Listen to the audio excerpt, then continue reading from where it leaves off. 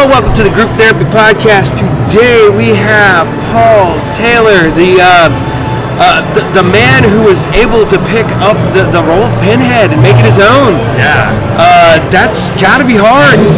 Well, it was mixed, It was mixed, If by hard you mean pleasing the fans because the original. Yeah. That was tough. That was something I just had to sort of get over, though. And going into the role, I knew that I did have to honor what came before me. Wow, isn't it nice that he's on his microphone? Yeah, it never fails. Yeah. But anyway, so that was a challenge up here. Yeah. But once I decided that this is a script, this is a role, I'm going to do it as much my way as I can, knowing that I had to honor what came before. If I had more freedom to not even care about what came before, that would have been, I could have created something that was more me. That was more original.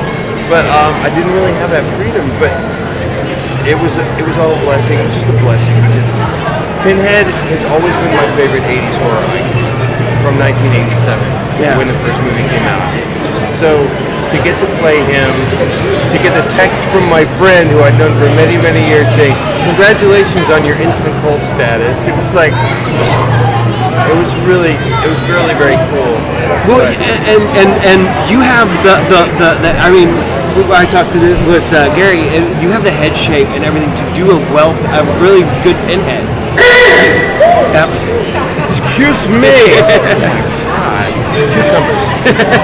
Yeah. Thank you. Yeah. You thank you. I think a big reason I got the part, besides giving a fabulous audition, was that he knew I would look good in the makeup and I love that noise. I love that noise as much as I do. I think they're done.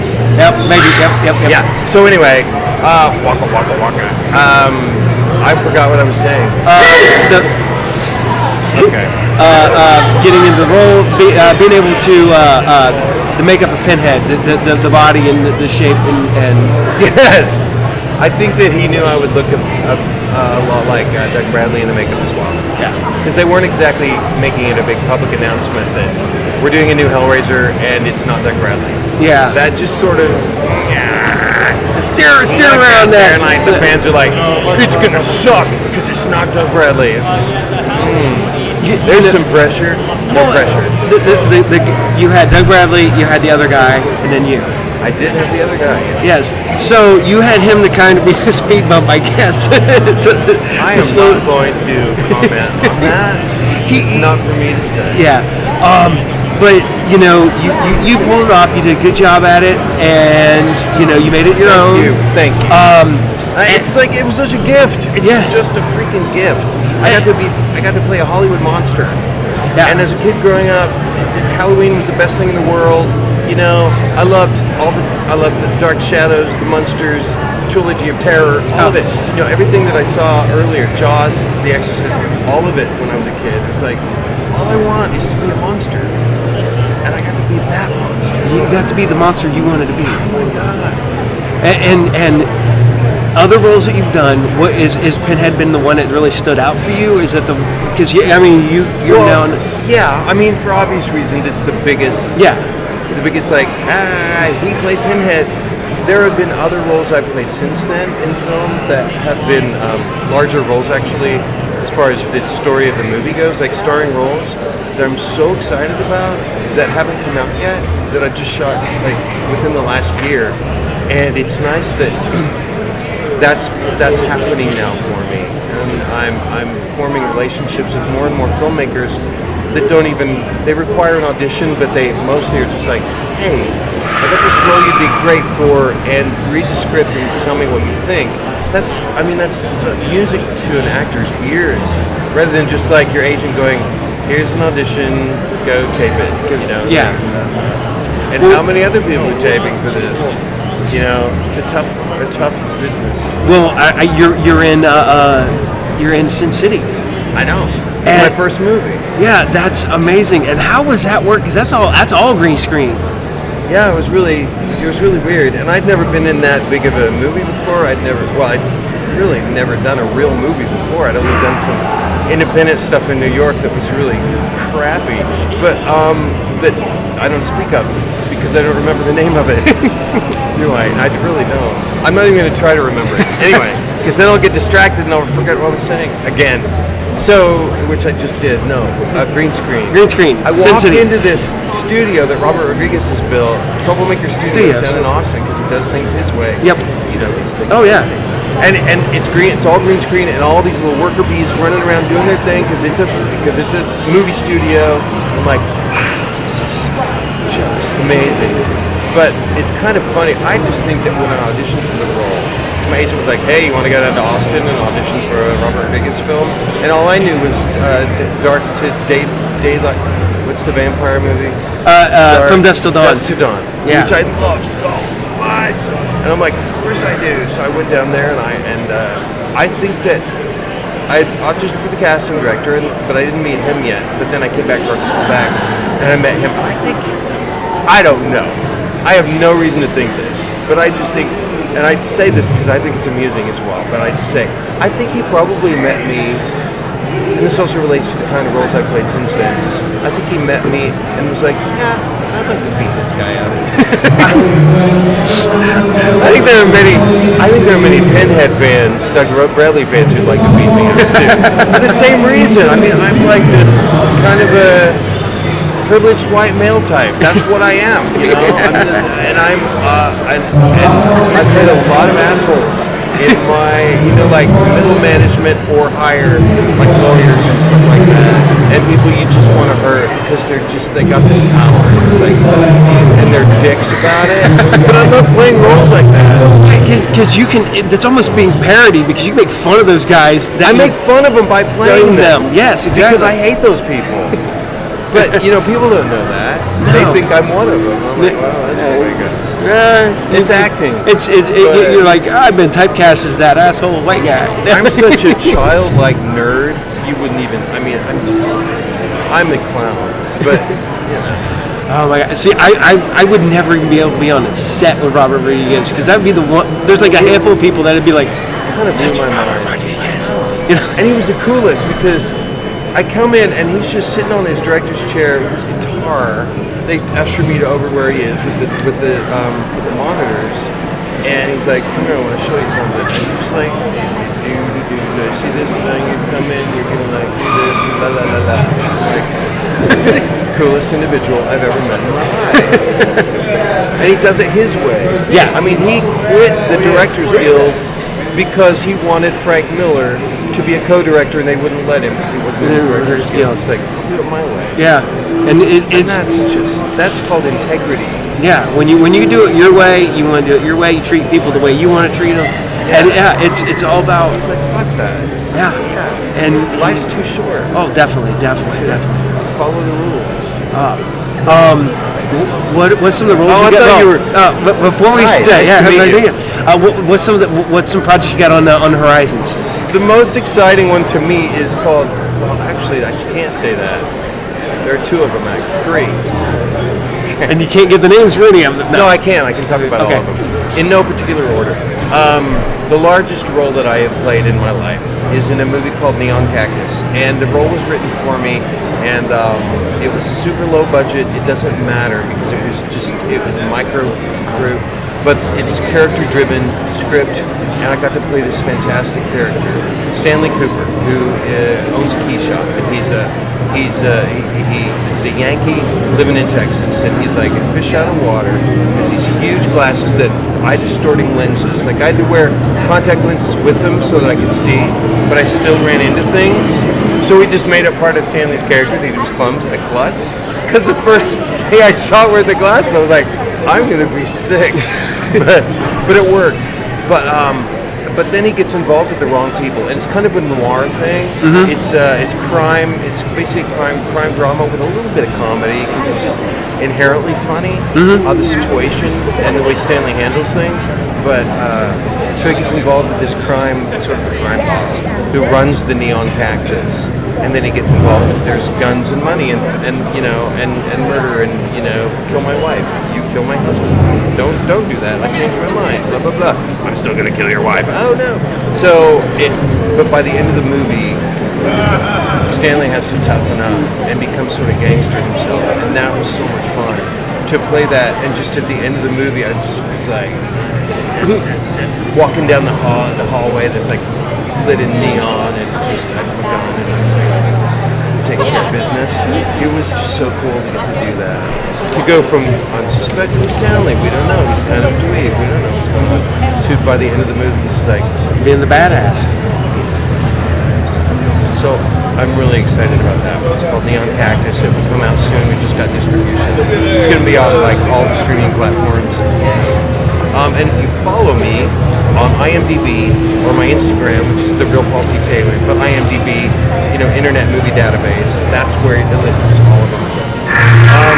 I'm also going to be in a sequel to the Friday the 13th fan film Vengeance, and this one's called Vengeance, Bloodlines Vengeance 2.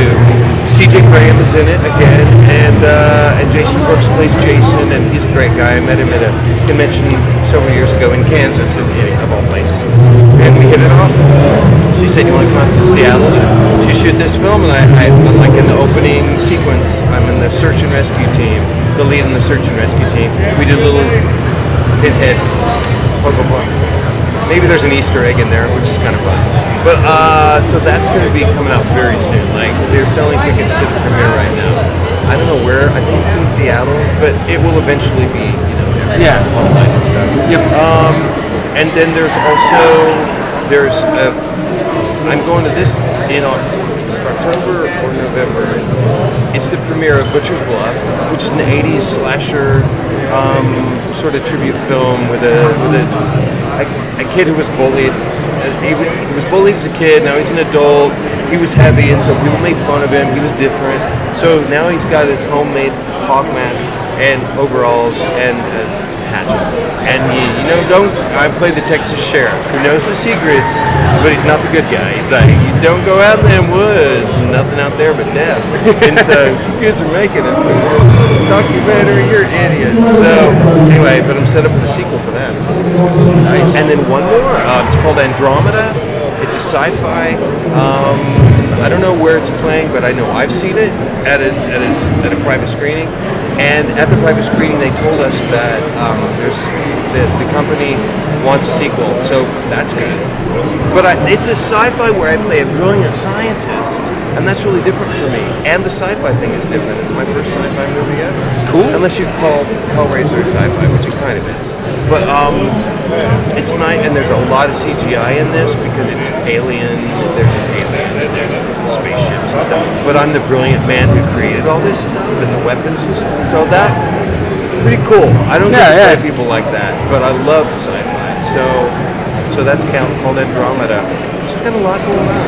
Yeah. There's some stuff in the future too that I don't talk about because who knows until they actually until you've signed a contract. Yes. Until you're on the set actually. It's I was talking to Gary. He's like, you don't know, you're way into pre-production, and the next thing you know, they're like, nope, it's not gonna happen. Nope. We got the cast. Meanwhile, I just audition and get 5% of what I audition for, just like most actors. Yeah. Most of the time, it's just a life of rejection, and if you're lucky, you get to play Pinhead. Yeah. At least once in your life, huh? Any other horror icons you'd like to maybe work with, or besides, you're being with Jason in the fan film? I would love to work with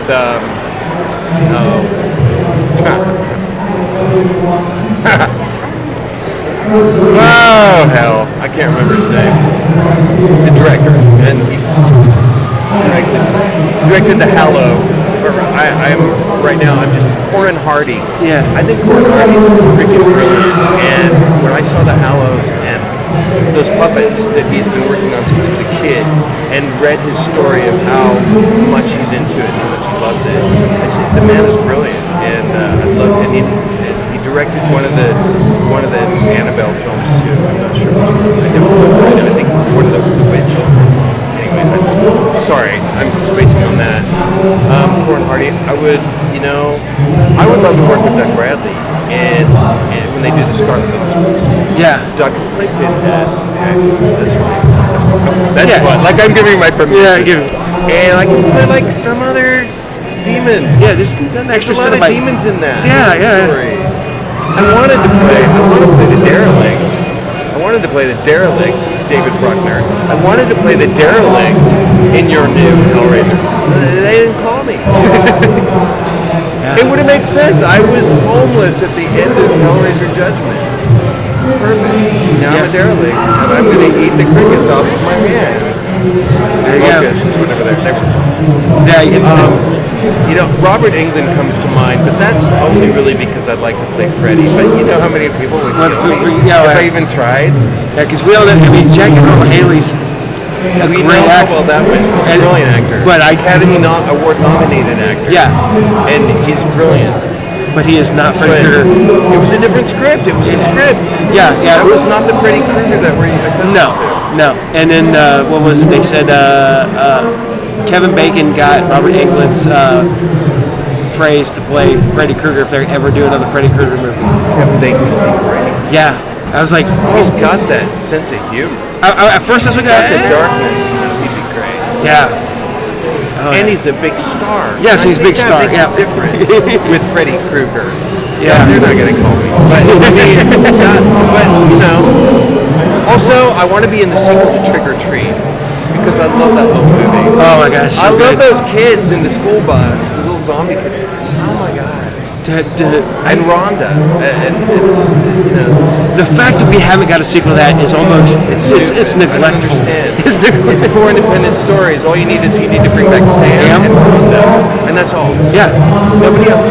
All new stories. I'm sure someone's working on that. Well, he's supposedly, because evidently there was supposed to be a scene in the Krampus, because that's all the same universe with Krampus and Sam and Krampus. Yeah. And I don't know whatever happened to it. Yeah, because if you go watch the deleted scenes Krampus, when the kid dumps out his Halloween candy because they're all trying to find stuff to eat, the sucker. That's perfect. What a great Easter egg. Yeah, it's in there. I will watch that. I have it on Blu-ray because my friend Allison Tolman is in that. I worked with her doing theater in Dallas before she moved to Chicago, and then got in Fargo and got Emmy nominated for Fargo, and then she did the movie Krampus. Yeah. I didn't realize that. Yeah. I'll have to watch this special. Go look at the deleted scenes. You'll find that little scene. But no, there was supposed to be a scene where there's the Krampus and Sam were supposed to be like acknowledging each other and kind of going. Sam needs to be in every Halloween movie, just as an Easter egg, and just always be there in the or periphery. Just the sucker, or the chocolate. The chocolate razor bar. Yeah. So I'm sure there are many others I'd like to work with, but right now I probably need to get back to my table. I'll let you get back to your table, sir. Thank you so very much. Wow, it's like a line of none. I've seen a lot of people walk by and stop. Yep. Can you tell people to watch Group Therapy Podcast? To watch what? To watch the Group Therapy Podcast? I'm doing the Group Therapy Podcast? No. I'm out of here. Watch. Listen, I put on my glasses so I can be very serious with you. Watch the Group Therapy Podcast, because this is Paul T. Taylor, and I played Pinhead once, and so you should listen to me. Definitely. Thank you, sir. Thank you so very much. Thank you. It's my pleasure. Yep. This was fun. Yeah.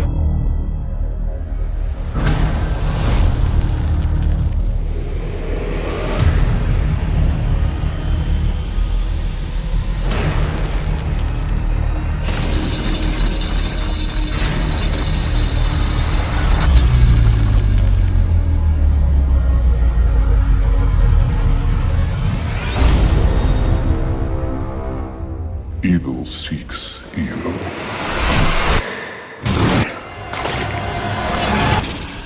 What is going on here? Let's just dive in, shall we? What we're investigating is very dark. Just curious. What do you see?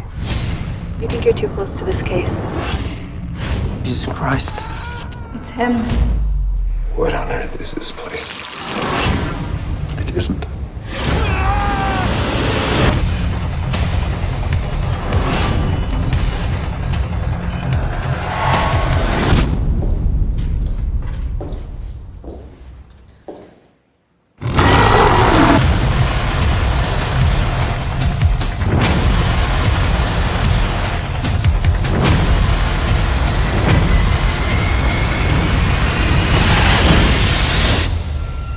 There's hell to pay.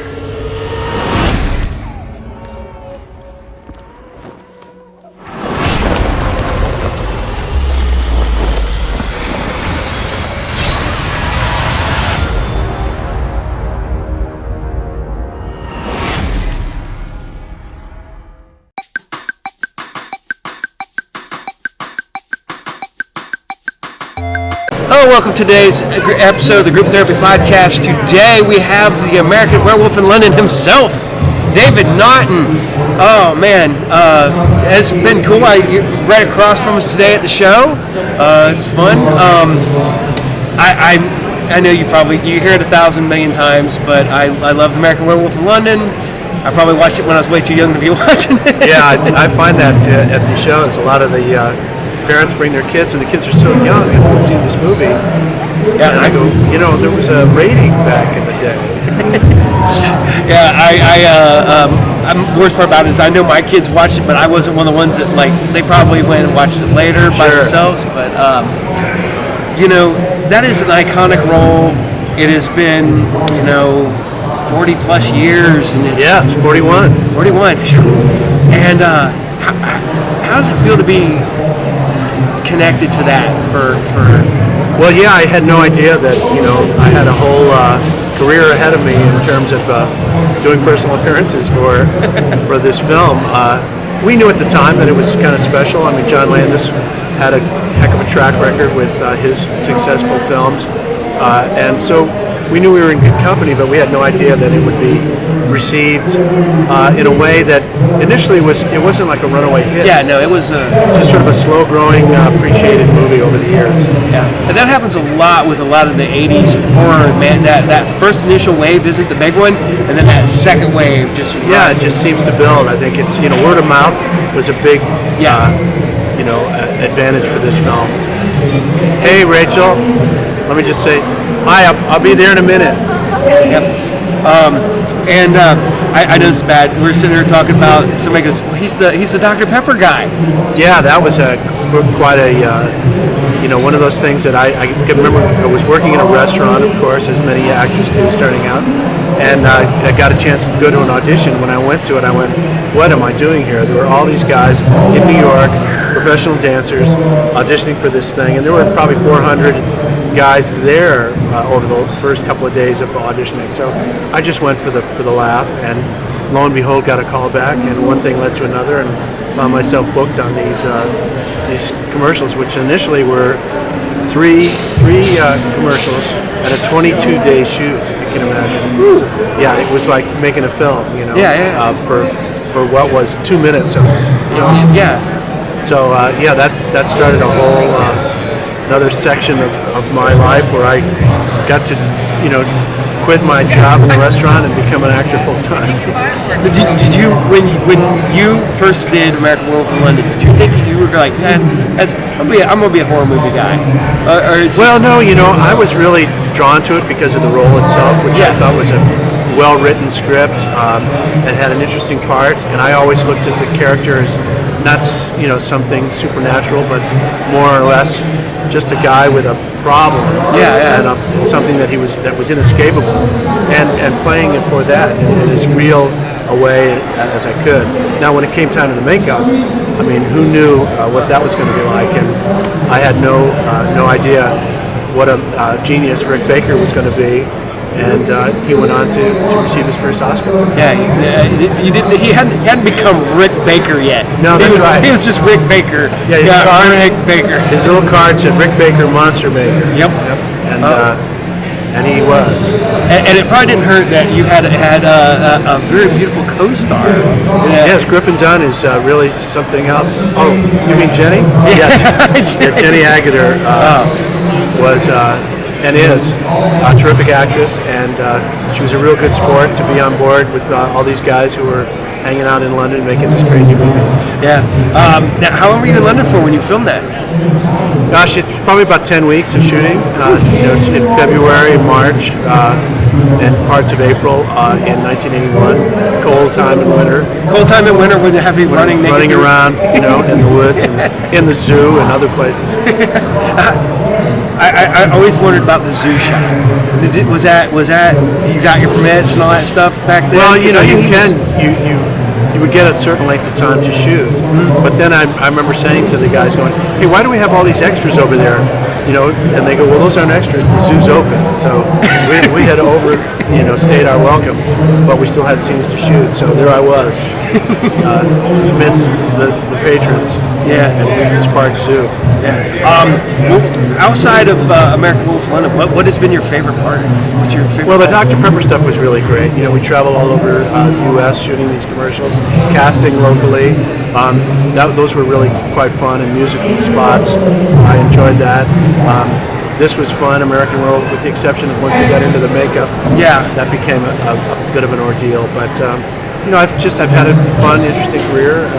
I'm happy to be still promoting, Werewolf and DVDs as they come out, and new versions, new posters, and fans have been very appreciative.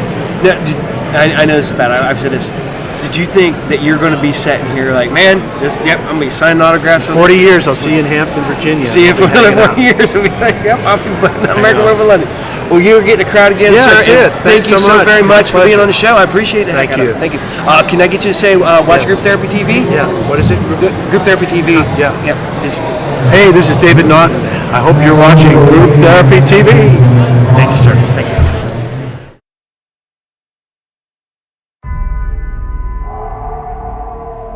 Did you hear that? What was it? A coyote. There aren't any coyotes in England. What happened to them? Well, the police report said they were attacked by an escaped lunatic. Must have been a very powerful man. Jack and I were not attacked by a man. It's an animal. A wolf. Did he say a wolf? Yes, I believe he did. Did you get a good look at the man who attacked you? Doctor, my memory is fine. It's my sanity I'm beginning to worry about. You've never had bad dreams before? Well, sure, as a kid, but never so real, never so weird. I'm going to look into your eyes.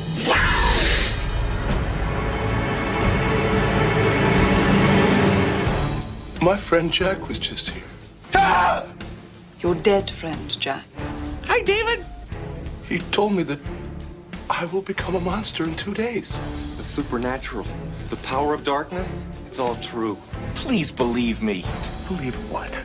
That tomorrow night, beneath the full moon, I'll sprout hair and fangs and eat people? You'd be surprised what horrors a man is capable of. Are you all right now? I don't know. I'll let you know the next full moon. I'm a werewolf. You're gonna change. You'll kill people. You'll become... I know. A monster. David, don't lose control! Control? What control? David, I can help you. No, I'm not safe to be with. You gotta stay away from me.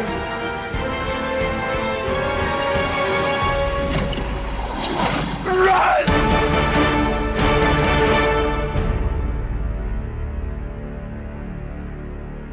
Everybody dies in it.